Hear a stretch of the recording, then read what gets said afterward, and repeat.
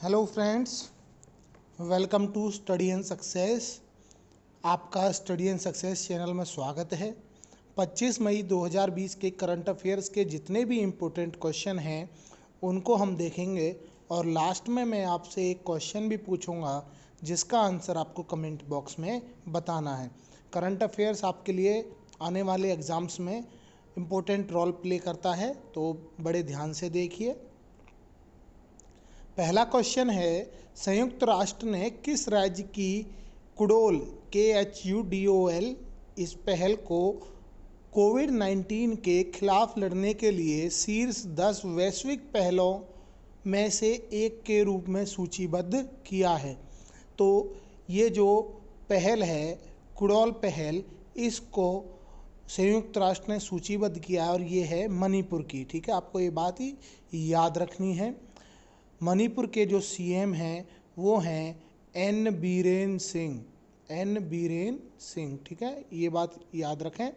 इसके अलावा जो यहाँ की गवर्नर हैं वो हैं नजमा हेपतुल्ला, और इसको LGBT समुदाय के लिए खासकर यूज़ में प्रयोग में लाया जा रहा है इस पहल को, जो कि कोविड-19 से लड़ने के लिए कारगर सिद्ध हो रही है। इसके अलावा UN का आप एडिशनल फैक्ट याद रखें कि इसकी स्थापना हुई थी 24 अक्टूबर 1945 को, और इसके जो प्रेसिडेंट हैं वो हैं, महासचिव हैं एंटोनियो गुटेरस। ठीक है, एंटोनियो गुटेरस। अगला क्वेश्चन है, गुट निरपेक्ष आंदोलन की 123वीं बैठक में भारत की तरफ से किसने प्रतिनिधित्व किया है? तो जो इस 123वीं बैठक में गुटनिरपेक्ष आंदोलन की हुई है, इसमें भारत की तरफ से डॉक्टर हर्षवर्धन ने प्रतिनिधित्व किया है, जिनकी कॉन्स्टिट्यूएंसी चांदनी चौक न्यू दिल्ली है। भारत के ये स्वास्थ्य मंत्री भी हैं। हाल ही में किस शहर को पूरी तरह से सोलराइज करने की योजना शुरू की गई है? सोलराइज करने के लिए, सौरकरण करने के लिए, तो ये की गई है कोणार्क की। और कोणार्क कहाँ है? ओडिशा में है। ओडिशा, ठीक है, ओडिशा में है। ओडिशा के जो CM हैं वो नवीन पटनायक, और जो गवर्नर हैं वो हैं गणेशी लाल।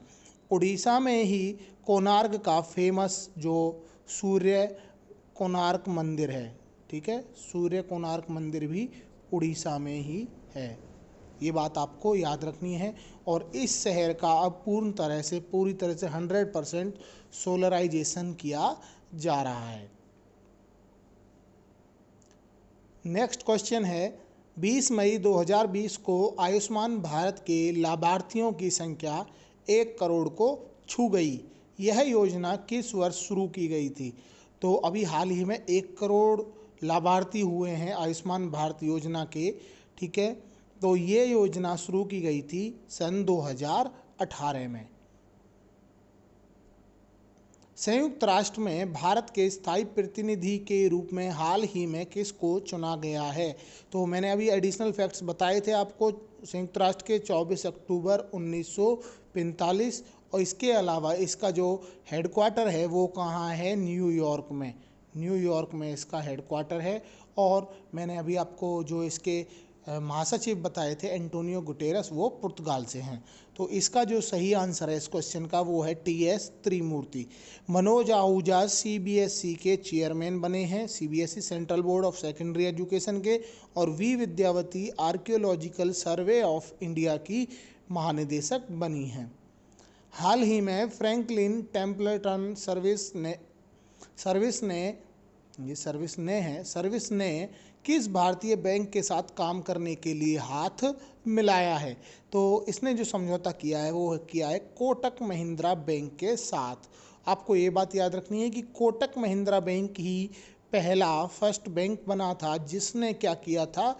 वीडियो KYC किया था। KYC, नो योर कस्टमर, ये जो है पहला बैंक बना था। और इस क्वेश्चन का आंसर भी कोटक महिंद्रा बैंक ही है, जिसका हेडक्वार्टर मुंबई में है, और इसके जो हेड हैं वो हैं उदय कोटक, ठीक है, उदय कोटक चेयरमैन। राष्ट्रमंडल दिवस ये अथवा कॉमनवेल्थ डे किस दिन मनाया जाता है? तो मैंने जो चारों ऑप्शन है वो मई के ही रखे हैं। मई का पहला जो मैं बता रहा हूँ, 15 मई को वर्ल्ड फैमिली डे मनाते हैं। 20 मई को वर्ल्ड बी डे, मधुमक्खी दिवस, वर्ल्ड बी डे। 21 मई को वर्ल्ड टी डे। इसके अलावा 21 मई को भारत में एंटी टेररिज्म डे भी मनाते हैं।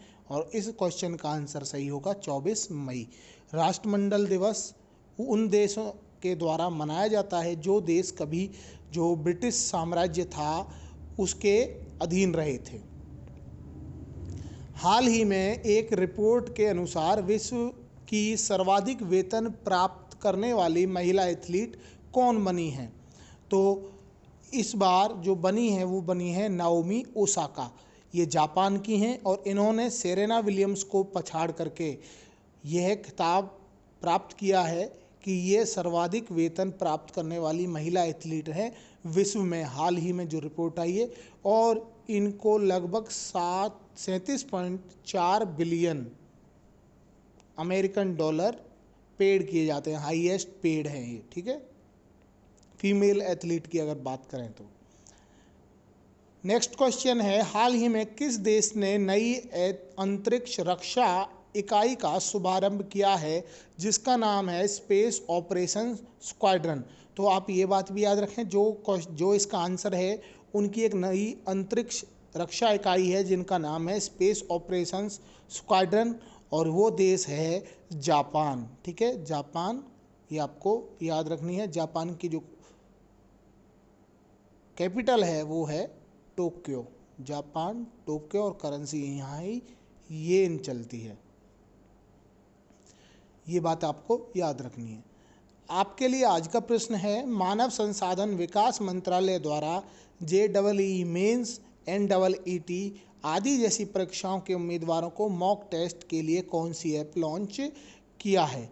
ये मैं बता देता हूँ, MHRD मिनिस्टर ने इसको लॉन्च किया था। आप अपना आंसर कमेंट बॉक्स में बताएं। जिनको पता है वो कमेंट करें, जिनको नहीं पता वो खुद से सर्च करें और कमेंट करें, क्योंकि आप खुद से जो प्रयास करते हो वो आपको ज़्यादा समय तक आपकी मेमोरी में रहता है। कल के पूछे हुए प्रश्न का उत्तर है अंतर्राष्ट्रीय जैव विविधता दिवस। ये है इंटरनेशनल बायोडाइवर्सिटी डे, ठीक है। ये मनाया जाता है 22 मई को। होप करता हूँ वीडियो आपको पसंद आया होगा। प्लीज़ वीडियो को ज़्यादा से ज़्यादा शेयर करें, पसंद आए तो लाइक भी करें और चैनल को सब्सक्राइब करें। Thanks for watching.